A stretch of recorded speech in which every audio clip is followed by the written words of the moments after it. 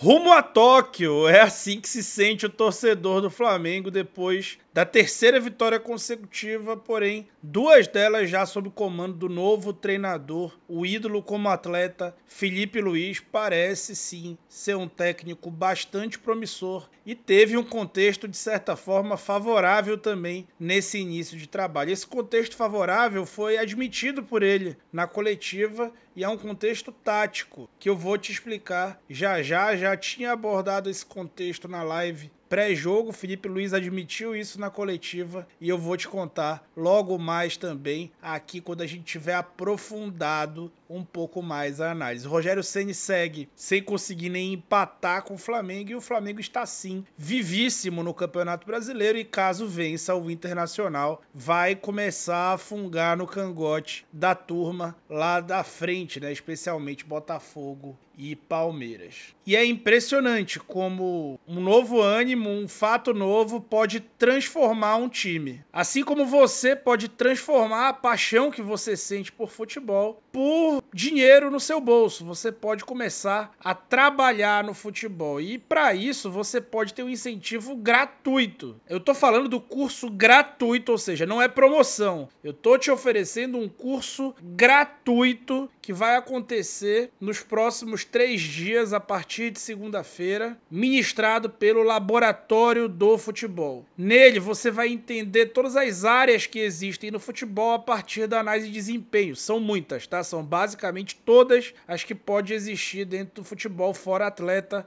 passa pela análise de desempenho. Seja você trabalhando num clube ou em funções que você nem sabe que existem e pagam realmente muito bem. Você vai poder saber quais conhecimentos você precisa para poder iniciar nessa profissão e finalmente quais passos você precisa dar para começar a trabalhar basicamente assistindo jogos de futebol da tua casa e ganhando dinheiro para isso. Parece loucura, mas não é. Esse cara aí da foto, por exemplo, o Rafa Scout, vive disso e tá cheio de contato dentro da seleção brasileira, clube da Europa, etc. Então, aproveita, clica no link que tá na descrição do vídeo e no comentário fixado e se inscreve nesse curso gratuito do Laboratório do Futebol. Por aqui, com filipismo ou sem filipismo, a gente vai falar sobre tática sem tatiquez.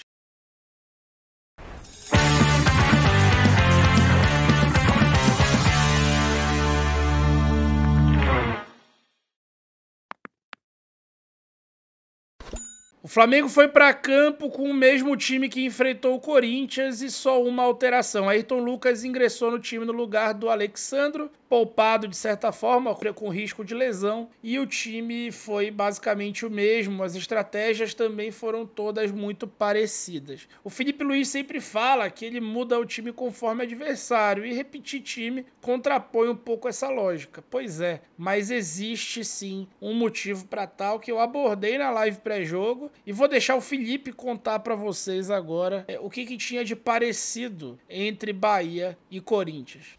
Foram jogos muito diferentes, parecidos nas estruturas, né? O Corinthians jogou no losango o primeiro tempo, 4-4-2 losango, e o Bahia também joga num 4-4-2 losango. Pois é, como é que funciona esse losango que o Felipe Luiz falou para vocês? O Everaldo e o Tassiano partem a partir das pontas, né? Com bola, eles fecham, mas sem bola, eles trabalham mais aberto. Então esse losango ele fica posto, especialmente entregue ao adversário na hora que o Bahia perde as bolas. Então contra-atacar o Bahia geralmente vai significar ter dobra nos corredores. Atacá-los, às vezes nem tanto, porque eles vão ter ali os jogadores mais organizados para defender. O encaixe do jogo previa muita dificuldade para entrar no bloco do Bahia, como foi em todos os outros jogos. Por quê? Porque eles usam uma linha de 5 no meio de campo, muito compacta lateralmente para evitar esses passes por dentro. Só que o Flamengo com o Léo Ortiz teve um cara com qualidade e capacidade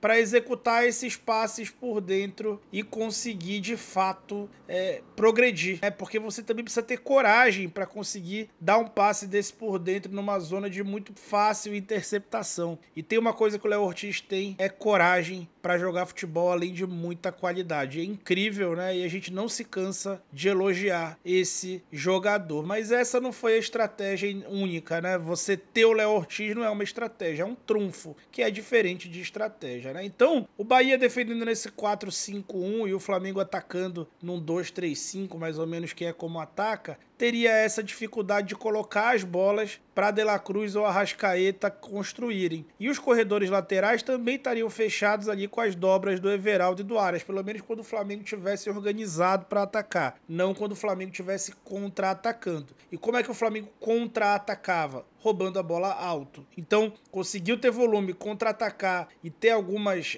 quase oportunidades. Por quê? Porque conseguia recuperar a bola antes ali do Everaldo e do Tassiano retomarem as suas posições. Mas em organização ofensiva, que foi como o Flamengo de fato construiu sua vitória, ele tinha essas dobras nos corredores. E para desfazer essas dobras, o Felipe Luiz decidiu congestionar o meio de campo. Então, o que acontecia? Olhem só para o Gerson aqui. A movimentação do Gerson para dentro arrastava o Jean Lucas e o colocava longe dessa disputa, por exemplo, no corredor direito. A mesma dinâmica acontecia do corredor esquerdo, quando o De La Cruz arrastava o Carlos de Pena e trazia ele até o outro corredor, tá? Quando a bola estivesse na outra zona. E foi assim que o Flamengo, sobrecarregando o meio, conseguiu criar a primeira chance de gol, né? O Gerson flutuando por dentro, se aproximando um pouco mais do Bruno Henrique, que guardou bastante a amplitude o jogo todo, muito para aproveitar essa lateral do bloco. Pifou o Gabriel ali com um lindíssimo passe,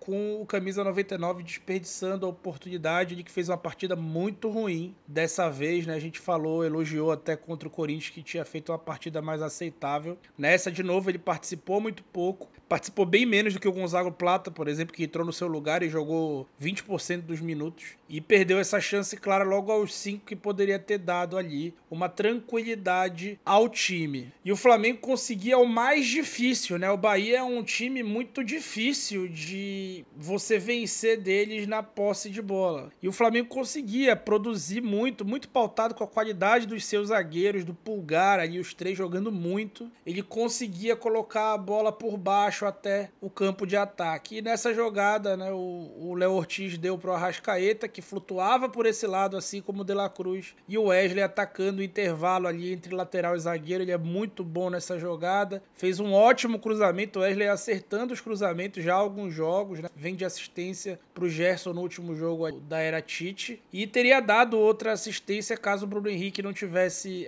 perdido o gol, que depois foi aproveitado pelo Ayrton Lucas. Mas é fato que o Flamengo venceu a batalha territorial do jogo. Quando a gente olha aí os gráficos de áreas do jogo, do lado esquerdo, a gente vê que 33% do jogo teve no terço do Bahia, seja quando o Bahia estava saindo jogando e o Flamengo marcava ele muito bem, seja quando o Flamengo o atacava, o empurrando para dentro do seu gol. Só no primeiro tempo foram 4 grandes chances de gol, de acordo com o SofaScore. 50% do tempo a bola no meio de campo e só 17% no terço inicial do Flamengo, isso contando com o tempo que o Flamengo próprio ficava com a bola. Foi um time que, a partir da concentração de jogadores no meio, aproximando os meias, né? O De La Cruz especialmente aproximando do Gerson, o Arrascaeta baixando e aproximando dos outros dois, o Flamengo congestionou o meio e utilizou muito a força de quem jogava aberto. Então olhe no gráfico da direita como o Flamengo praticamente só jogou pelos lados ali, numa zona mais avançada no primeiro tempo. Muito na força do Wesley e na do Bruno Henrique, que foi de novo o dono do plano de jogo, né? O Flamengo progredia primeiro dando a bola no Bruno Henrique, depois trazendo o time, mas de fato foi um jogo que foi mais dominante do que o jogo contra o Corinthians, contra um time bem melhor do que o Corinthians e fora de casa. No segundo tempo, essas vantagens só aumentaram até o Rogério Ceni fazer substituições. E o Flamengo tinha ali no Bruno Henrique, especialmente depois que o Everaldo cansou, ele tinha no Bruno Henrique um grande trunfo que, se acertasse uma ou duas jogadas, o Flamengo com certeza faria um segundo gol. Só que o Bruno Henrique não estava numa noite muito inspirada, e em especial no segundo tempo. tempo, e o Michael, quando entrou, mostrou isso pra gente, né? E gerou até o segundo gol, mas tinha mais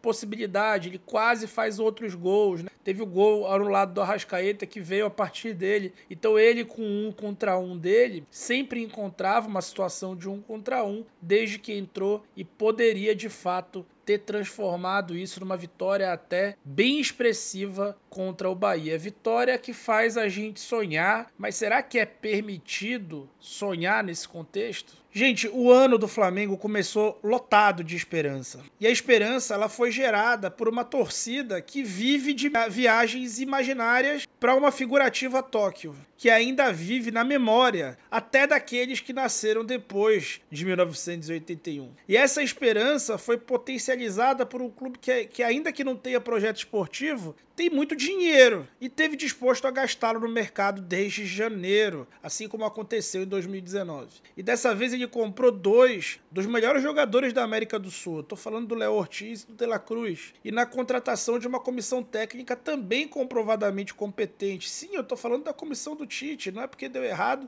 que dá para achar que os caras nunca foram competentes. Eles são comprovados. Pois é, mas aí Copa América, calendário, diretoria, lesão do Pedro, Tite, a depender de quem comenta, a responsabilidade pela queda e perda da esperança muda de mãos ou até passa por cada uma dessas mãos. A eliminação dolorosa diante do Peñarol e o derretimento de um trabalho que teve sim bons momentos, mas que sim, em seu final parecia ter desistido de si mesmo. E não é proibido trocar de técnico quando esse mesmo não demonstra mais vontade ou força para continuar. Também não é proibido dar o cargo a um inexperiente treinador com só 9 meses de experiência. Aliás, essa parece ser uma tendência em um mundo que vive certa renovação, liderada por Xabi Alonso, Thiago Motta. Por que não falar do próprio Xavi, que acabou dando certo por um período no Barcelona? O que deveria ser proibido ou ter sido proibido seria manter Léo Ortiz fora da dupla de zaga titular do Flamengo. Mas veja só como nem isso é proibido. O camisa 10 da zaga transforma sozinho um time que tinha dificuldade na saída de bola em um time que constrói gols a partir de enfiadas precisas de um zagueiro. Não é proibido que o craque do time seja um zagueiro. Aliás, outro dia o craque do time era um lateral esquerdo, um certo lateral esquerdo, que agora é técnico. Não é proibido mudar de opinião também sobre um jovem que viveu te aborrecendo até outro dia, que não sabia cruzar, mas que a cada jogo faz o clube e a torcida bendizerem um contrato que deu errado e que parecia travar uma transferência ótima pro Atalanta. Pois é, o Wesley ia pro Atalanta, mas caso ele siga jogando tanta bola, ele vai acabar sendo o sucessor do Carvajal ou até do Kyle Walker. Sim, também não é proibido escrever crônica enquanto se está empolgado e rumo a Tóquio. Afinal de contas, esse é o nosso estado do espírito. Também não é proibido passar do ponto. E nem é proibido encontrar um estranho estado de bom humor, mesmo após ser eliminado da Libertadores. Em suma, estar filipizado também não é proibido. Assim como não é proibido você estar aí com uma aba aberta no simulador do Brasileirão e dar um jeito de ser campeão. De ser campeão hoje, ainda que o título e a consequente felicidade dure apenas por hoje, enquanto você está aí preenchendo essa tabela. Então, meus amigos e amigas, desfrutem. Desfrutem antes que hoje possa vir a acabar. E enquanto você desfruta, pensa no teu futuro como profissional de futebol, seja qual a área, e aproveita o curso gratuito que o Laboratório de Futebol está te oferecendo. Clica no link na descrição do vídeo, no comentário fixado, e aproveite, tá bom? Você aproveita também, dá uma força aqui pro canal com esse gesto gratuito de se cadastrar ali como aluno do Laboratório do Futebol, tá bom? Muito obrigado e eu fui!